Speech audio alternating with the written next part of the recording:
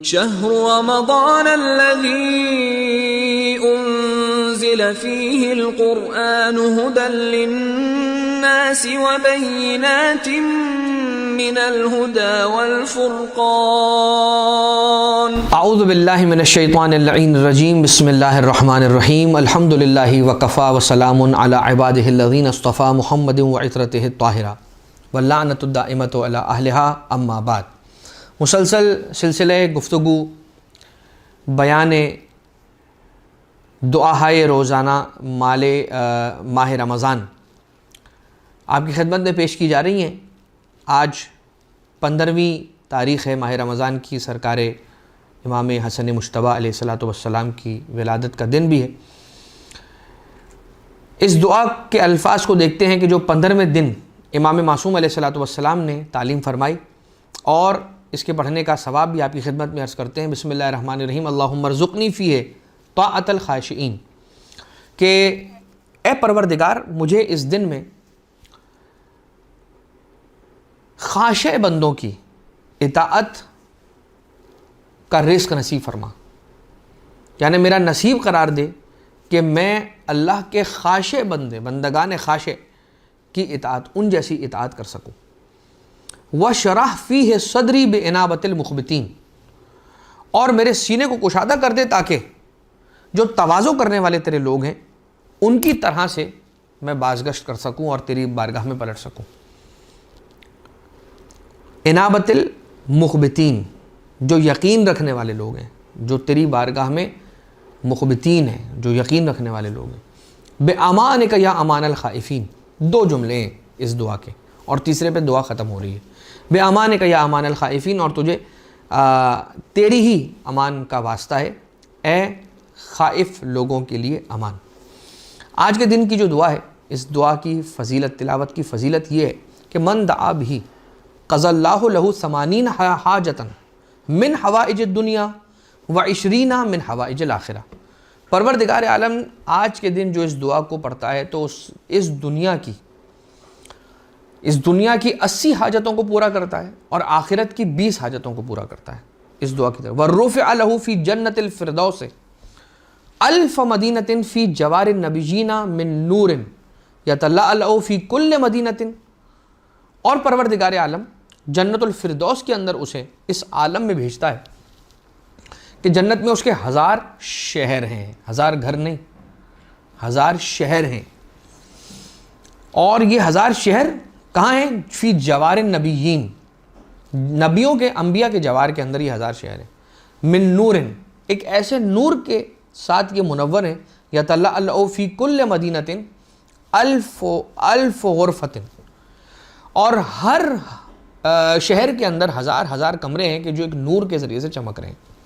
فی کل غرفۃ الف حجرۃ، اور ہر گھر کے اندر الف 1000 حجریں، کتنا بڑا گھر ہوگا۔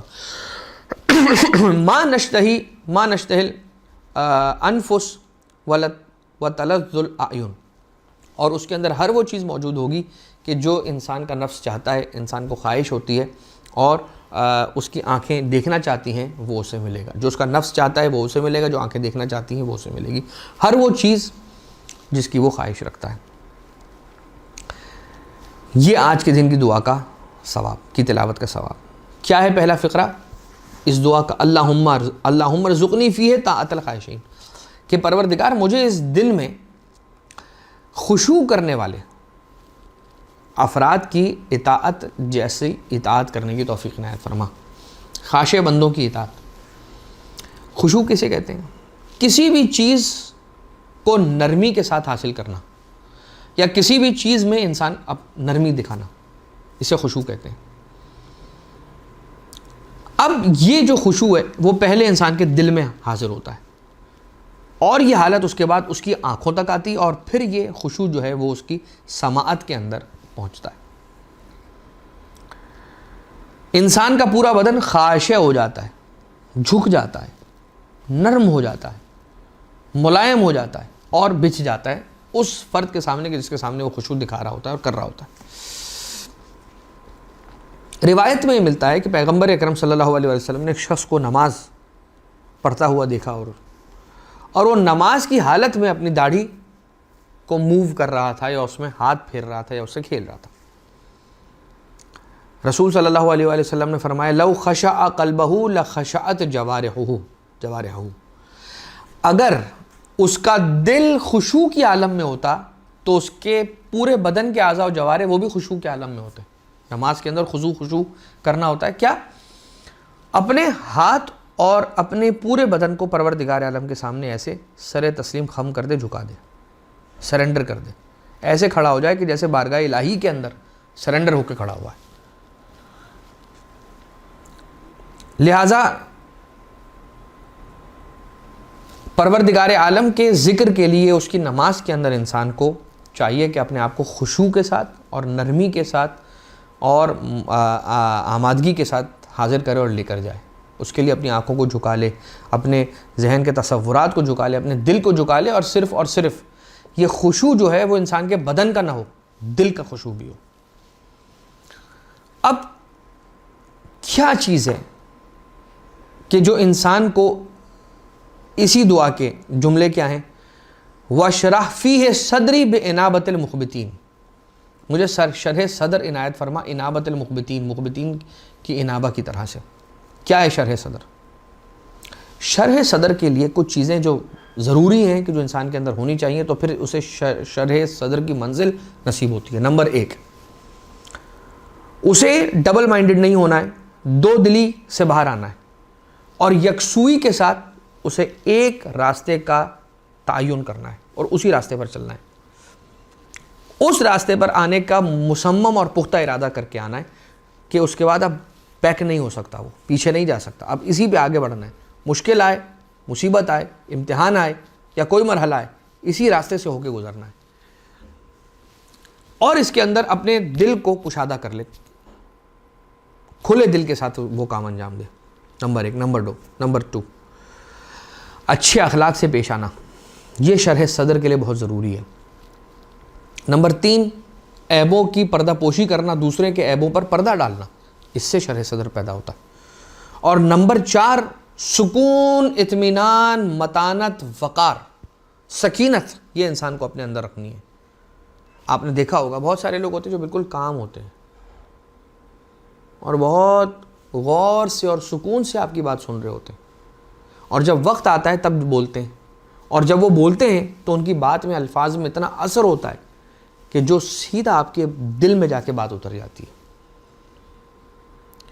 خاموش رہتے ہیں، سکون اور اطمینان ان کے یہاں ان کو بہت زیادہ ہوتا ہے.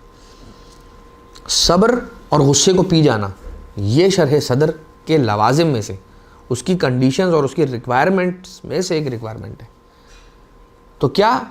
یکسوئی، ایک راستے کا انتخاب کر لینا اور بس.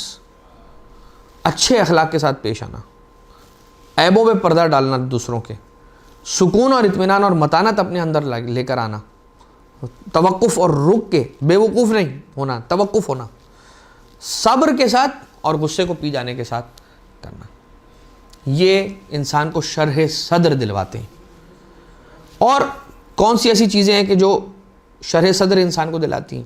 قرآن کریم کے اندر ہے، بسم اللہ الرحمن الرحیم، افلا یتدبرون القرآن ام علی قلوب اقفالها، کیا یہ لوگ قرآن میں تدبر نہیں کرتے؟ کیا ان کے دلوں پہ تالے ہیں؟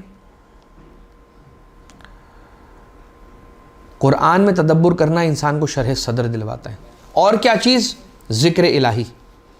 الا بذکر اللہ تطمئن القلوب، جب دل مطمئن ہوگا، قلب مطمئن ہوگا تو شرح صدر ہو جائے گا. ذکر الہی انسان کو شرح صدر تک پہنچاتا ہے. تسبیح اور عبادت الہیہ، شرح صدر کے اسباب اور عوامل میں سے ایک عامل یہ ہے کہ انسان تسبیح پروردگار اور عبادت پروردگار کے اندر اپنے آپ کو مشغول رکھے اور دعا کرتا رہے، استغفار کرتا رہے. اس کے ذریعے سے بھی انسان شرح صدر کی منزل پر پہنچ جائے گا. مخبتین، خضوع اور خشوع کے معنی میں ذکر کیا گیا ہے مخبتین کے معنی کو، مخبت کے معنی کو، خبت کے معنی کو، جو کہ تواضع، عاجزی کے معنی کے اندر بھی ذکر ہوتا ہے. فروق اللغہ نے خضوع اور اخبات میں فرق ذکر کیا. خضوع بھی جھک جانا ہے، اخبات بھی جھک جانا ہے. لیکن فروق اللغہ، صاحب فروق اللغہ نے ایک فرق بیان کیا، اور وہ فرق کیا ہے؟ وَبَشِّرِ الْمُخْبِتِينَ الَّذِينَ إِذَا ذُكِرَ اللَّهُ وَجِلَتْ قُلُوبُهُمْ وَالصَّابِرِينَ عَلَى مَا أَصَابَهُمْ وَالْمُقِيمِينَ الصَّلَاةَ وَمِمَّا رَزَقْنَاهُمْ يُنْفِقُونَ۔ ہمارے گڑ گڑانے والے بندے، اور بشارت ان کو دے دو جو ہمارے گڑ گڑانے والے بندے ہیں، ٹھیک؟ اب یہ کیا ہے؟ وَبَشِّرِ الْمُخْبِتِينَ، جو مخبت ہیں، جو مخبتین ہیں نا، ان کی یہ نشانی ہے کہ ان کا یقین بلندی پر ہے، ایسی بلندی پر ہے کہ وہ جب بارگاہ الہی میں آتے ہیں تو انہیں اندازہ ہی نہیں ہوتا کہ ہمارے آس پاس کیا چل رہا ہے، وہ بارگاہ الہی میں ہوتے ہیں۔ جیسے سرکار امیر کائنات علیہ السلام نماز کے عالم میں ہے، تب کہا جا رہا ہے کہ یہ وہ وقت ہے کہ جب علی ابن ابی طالب علیہ السلام کے پاؤں سے تیر کو بھی کھینچ لو گے تو علی کو پتہ نہیں چلنے والا، اس لیے کہ علی عبادت کے عالم میں ہے اور بارگاہ الہی میں حاضر ہے۔ وہی علی جب سائل آ رہا ہے تو آپ اپنے ہاتھ کی انگوٹھی نکال کر زکوٰۃ کے طور پر دینے، تو یہ کیا ہے کہ علی ہیں وہیں۔ رب ذوالجلال نے کہا کہ دیکھ وہ میرا سائل سوال کرنے والا ہے، اسے کچھ عطا کر دے، وہاں سے واپس آ رہے ہیں علی۔ لیکن مخبتین، کیسا یقین چاہیے کہ انسان مخبتین میں سے ہو جائے کہ پروردگار مجھے تواضع رکھنے والوں میں سے، ایک تو اطاعت خاشعین کہ مجھے توفیق عنایت فرما، نمبر 2 مجھے شرح صدر عنایت فرما، اور مجھے انابت مخبتین، یعنی انابت مخبتین کے صدقے میں شرح صدر عطا فرما، تواضع کرنے والوں کی طرح، اور جو جھک جانے والے ہیں اپنے، جو اللہ کی بارگاہ میں جھک جاتا ہے پروردگار اس کے سینے کو کشادہ کر دیتا ہے۔ جو رب ذوالجلال کی ذات میں یقین کو پہم رکھتا ہے تو پھر پروردگار عالم اس کے سینے کو کشادہ کر دیتا ہے اور شرح صدر کر دیتا ہے اس کے لیے۔